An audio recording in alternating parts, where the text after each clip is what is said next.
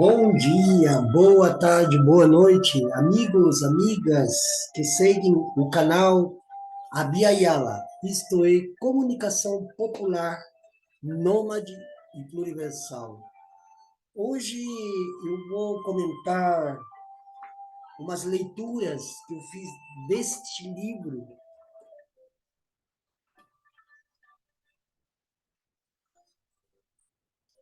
Eu ganhei esse livro, esse relatório, o relatório completo, com aproximadamente, deixa eu ver, 280 páginas com a relação de todos os atropelos cometidos durante os últimos 4 anos de governo Bolsonaro. Olha isso aqui. Todos os incidentes, crimes, homicídios, perseguições mostrados aqui neste relatório, que é do CIMI, feito em convênio com a embaixada da Noruega, né? Parece meio, né, é contraditório, né? O ser humano é contraditório, somos, até um certo ponto, bastante contraditórios. Luiz Leo né, e Alveniati, né? Acho que é uma ONG catalã, né? Pelo jeito que está escrito aqui. Enfim, mas eu quero falar um pouco em um dos temas que é tratado aqui, que é sobre o racismo, né? Olha, procurando aqui nas páginas, né? Aqui, ó, tá vendo? E aqui tem uns pontos muito interessantes, né? É, o racismo como a pedra angular do sistema capitalista, porque não existe capitalismo humanitário, a gente tem que tirar isso da cabeça, né? O capitalismo se baseia exatamente em inferiorizar uns para privilegiar outros. Esses outros sempre são em mínima porcentagem em relação à quantidade de habitantes que havemos numa dada jurisdição. No caso do Brasil, somos mais de 220 milhões de habitantes, sendo que apenas 12 famílias detêm o, ah, os ingressos que seriam de 80% da população. São 12 famílias, juntos com grandes companhias, principalmente as companhias agroexportadoras, que não é de hoje que querem fazer sucumbir não apenas a vida humana, como a vida não humana também, né?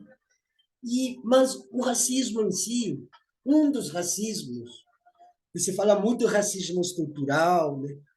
Mas existem várias variantes, né? Tem variantes, tem variações do mesmo racismo, né? O primeiro racismo que surge na própria Europa é o racismo religioso contra os povos de origem semita, ou semíticos, contra os povos de origem árabo-muçulmanos e os povos do outro lado do rio Ganges, né? O Indostão, né? Contra o Oriente, contra o extremo Oriente do Oriente, contra o Oriente Próximo. E aí esse tipo de racismo que surge lá. É o racismo religioso, que inclusive também tem no Brasil, que o Brasil é um país fundamentalista. Aliás, a América Latina é inteiramente fundamentalista quando falamos sobre questões religiosas. E aí sempre tem essas concorrências. A minha igreja é melhor do que a tua. O meu Deus é melhor do que o teu. O teu não presta, o teu é, né? Como fazem, por exemplo, com os grupos de orientalistas, budistas, umbanda, né? se sataniza a macumbas. Eu ouvi a gente que já tem, eu que estou acima dos 50 anos, eu já ouvia desde muito cedo, os negros, suas religiões são satânicas, os negros não evoluem porque a religião deles promove o satanismo, né? São do mal, né? Isso eu já vinha ouvindo há muitos, muitos anos. E esse é um dos racismos. E aqui existe o racismo também de pele, de cor de pele, né? Racismo colorista, pode ser assim. E existe o racismo epistêmico, né? Que é inferiorizar alguns saberes, alguns conhecimentos, né? Algumas bases epistêmicas para a produção de conhecimento, né? E surge outra como a mais avançada, mais evoluída, mais moderna, né? Então, tem esse racismo também, né? Tem o racismo, inclusive, estético. O racismo estético, né? É, é quando você entra num grupo de pessoas, você já sabe que é diferente. Eu sei que eu sou diferente. E nos grupos sociais ou em alguns segmentos sociais, a gente às vezes tem que fazer uma média para a gente se sentir minimamente pertencente, pertencido, né? E a gente seja minimamente levado em conta. Muitas vezes eu tenho sofrido esse tipo de racismo estético, né? Porque eu não tenho a estética oficial, né? Aquela que aparece nos marketing, né? Aquela produção de cosmeticidade nos cosméticos que façam com que seu rosto seja mais branco, mais perfeito. Né? A gente tem a beleza que a gente tem. Se você perguntar para um chinês que é o belo, que é uma pergunta que vem, inclusive, dos gregos antigos, né? Ele tem uma noção ou uma concepção totalmente diferenciada do belo segundo o modelo ocidental, né? Então, existe também o racismo estético e existe também o racismo geográfico. O racismo geográfico. Se eu for procurar um emprego, se eu for procurar um emprego e eu dizer que eu moro em Carapicuíba, ou aqui mesmo, que moro no bairro dos Pimentas, em Guarulhos, não é o mesmo que dizer que eu moro em Moema, que eu moro na Consolação, que eu moro na Vila Buarque, né? Que eu moro em Higienópolis, que eu moro no Morumbi, no lado bom do Morumbi. Né? Então, existe também o racismo geográfico, segundo onde tu nasces e o que tu és. Né? Esse é o pensamento ocidental. E disso aí que a gente deve se descolonizar. Né? Deve se descolonizar. Então, existem tantos racismos como o racismo em si existente. E aqui, justamente, nesse texto, inclusive eu vou procurar em PDF para colocar na descrição desse vídeo aqui. Né? É, e aqui já fala de um racismo integracionista, né? Racismo e os novos arranjos do integracionismo. A integração dos indígenas à comunhão nacional é uma perspectiva superada pela Constituição Federal de 1988, quando este reconhece no artigo 231 as organizações sociais, culturais, línguas, crenças, tradições e projetos de futuro desses povos. Né? Contudo, ao arrepio da lei maior do nosso país, a FUNAI expediu a resolução do número 04/2021, né, posteriormente caracterizada como inconstitucional pelo ministro do Supremo Tribunal Federal, Luiz Roberto Barroso, que visava impor a heteroidentificação da pessoa indígena, ou seja, a validação da pertença feita externamente, outros que não os próprios indígenas. Então, esse é um racismo integracionista. Né? É o outro que tem de avaliar se eu sou ou não sou indígena. Eu sempre digo, eu sou mapuche. Me sinto mais confortável dizer eu sou mapuche do que eu dizer eu sou chileno. Eu sou um chileno brasileiro, que tem os dois lados muito entranhado na minha personalidade, porque eu moro aqui no Brasil, que eu faço parte da política, que eu faço parte da cultura, que eu faço parte da educação, que eu faço parte da comunicação, porque eu conheço a história do Brasil, porque eu falo a língua portuguesa, porque eu escrevo a língua portuguesa, embora com alguns porque eu não imito, não gosto de ficar imitando, detesto mimese. Então eu escrevo do meu jeito, mas todo mundo me entende. Do jeito que eu falo, todo mundo entende. Ou pelo menos consegue interpretar um pouco mais próximo aquilo que eu quero dizer. Agora, quando eu tenho que esperar que alguém que não indígena diga se eu sou ou não mapuche, é a mesma coisa que eu tenho um europeu ou um japonês teria de chamar um não alemão, um não francês, um não europeu, um não japonês, para dizer se o cara é do Japão ou não. E isso não existe, porque o japonês vem aqui, o japonês vai para os Estados Unidos, o japonês vai para a Europa, o japonês vai para a Oceania, e ele continua sendo japonês. Ele não precisa de um avaliador, uma avaliadora que diga assim, esse é japonês. Apenas porque fala a língua japonesa, apenas porque ele está inserido no mundo da cultura, no mundo vivo do Japão. Não, isso aí mas isso, ao modo ocidental de ser aqui, de estar, é racismo. Porque se eu não consigo, de algum modo, me integrar mediante a minha própria heteroidentificação, e eu devo esperar de um segundo, de um terceiro, eu estou totalmente inferiorizado, porque o racismo é inferiorização do outro. O racismo não é algo que, ai, hoje eu vou ser racista. Não, ninguém nasce racista, mas a sociedade constrói o racismo e as pessoas vão introjetando isso, porque o racismo é passado por meio do marketing, da propaganda, na televisão e na própria internet. Aliás, na própria vida física, a gente vê como pessoas se dão o luxo de dizer para o outro que essa pessoa não presta porque é preta, porque é indígena, porque é cigana, porque é mesmo asiática, judeu, judia, né? Ah, porque o cara é budista, porque o outro é, não sei, Hana no Mori, né?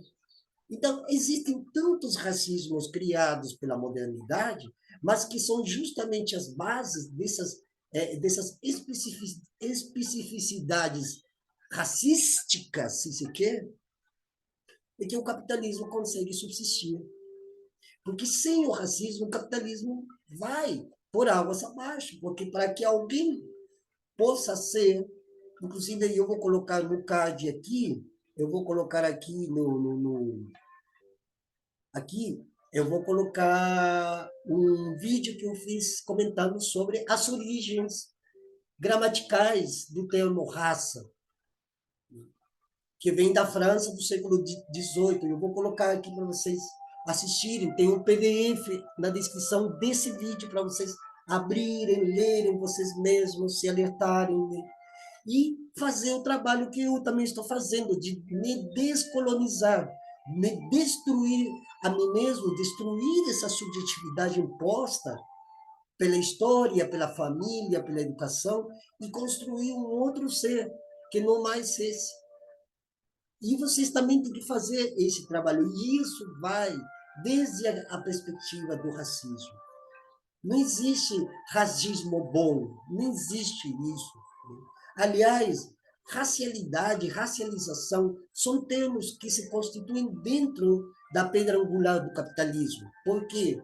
Porque sem isso é impossível poder mandar e fazer o outro obedecer. O racismo é justamente uns que mandam e os outros que obedecem. Mas como que essa dialética é possível? É possível através desse tipo de classificações. Então, o que esse relatório mostra é uma das facetas do racismo, não apenas aqui no Brasil, em toda a América Latina. Aliás, dos nossos próprios povos, às vezes tem preconceito dos nossos próprios povos. E, inclusive, eu já conheci pessoas que falavam assim, minha avó era índia. Mas não, eu não pensava em nada disso, não. Aí está o racismo secular, aí está introjetado na subjetividade dessa pessoa que emula essa sentença. E isso está composto nesse relatório, né? Então, essa tentativa de integracionismo, de, mais uma vez, um processo de reembranquecimento da população, né?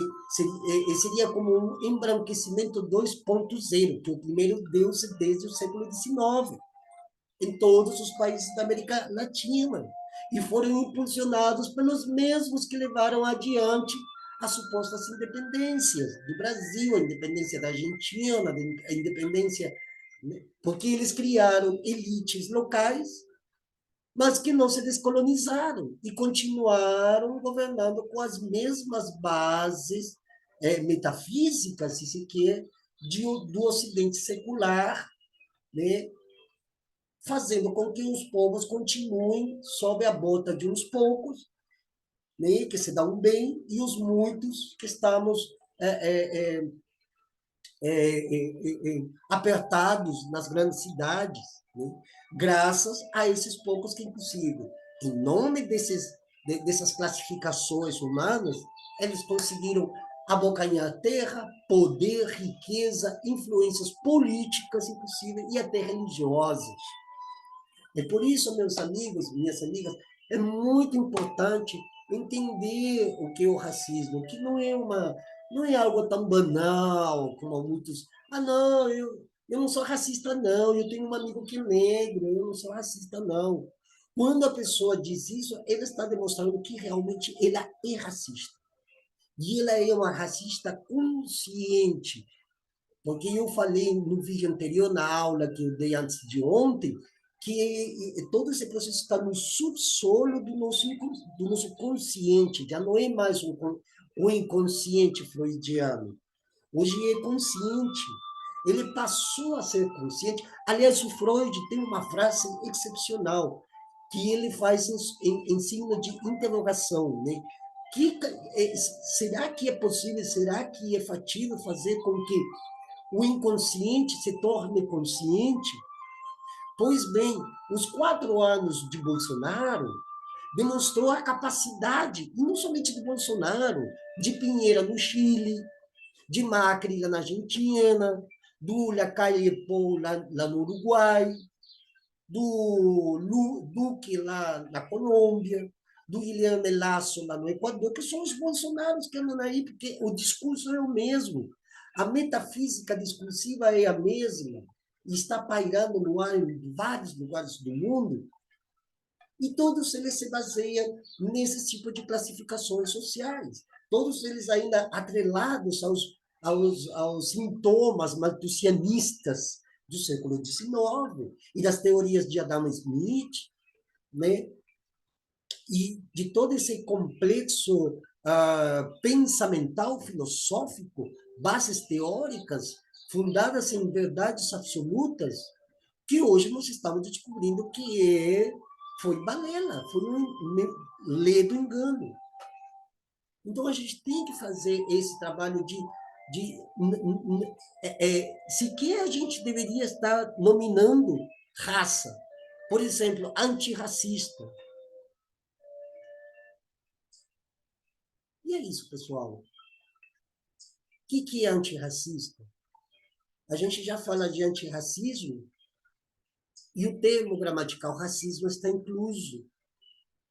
Então, a gente tem que fazer todo um trabalho interno e coletivo ao mesmo tempo, de nos descolonizar da gramática, porque ela também propõe um retorno a esse prefixo, que se transforma num imbróglio.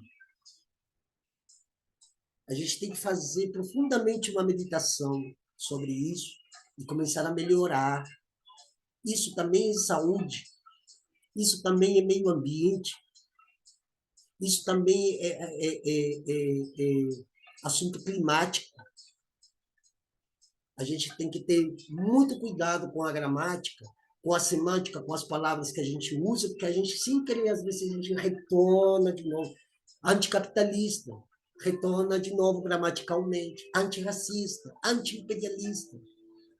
Acho que a gente já não tem que ser mais anti-nada, a gente tem que se descolonizar. E já no termo descolonização, traz a figura de Colombo. Então, quanto mais a gente vai avançando na gramática, na linguística, a gente também vai avançando na luta para que esse tipo de terminologias sejam expressamente banidas, banidas, banidas de todos os dicionários, dos materiais didáticos de escola e até mesmo nas universidades. É isso, meus amigos, minhas amigas. Exercício de reflexão de hoje. O racismo. O que é o racismo? Aí tá? E eu vou colocar esse livro em PDF na descrição do vídeo. Certo, galera? Valeu aí. Muito obrigado, pessoal. Colaborem para a existência do canal. Por favor, a gente precisa de uma contribuição mínima, porque para fazer todo esse trabalho, a gente tem que estudar, a gente tem que ler, a gente tem que se movimentar. Às vezes a gente não tem às vezes, dinheiro nem para condução. Então, a gente precisa fazer esse trabalho tanto no campo teórico, ou das letras, como também no campo prático da vida cotidiana. Compartilhem esse vídeo, deixem seu like. Se não gostou, também deixe o seu. As pessoas, vocês são livres. Você não precisa se aprisionar a nada. Mas sim, vamos fazer uma contribuição, porque o que estou passando aqui é um pouco de conhecimento e pontos de vista para furar a bolha. É isso aí, meus amigos, minhas amigas. Boa semana para todos nós. Auetekatu, Shaltomai.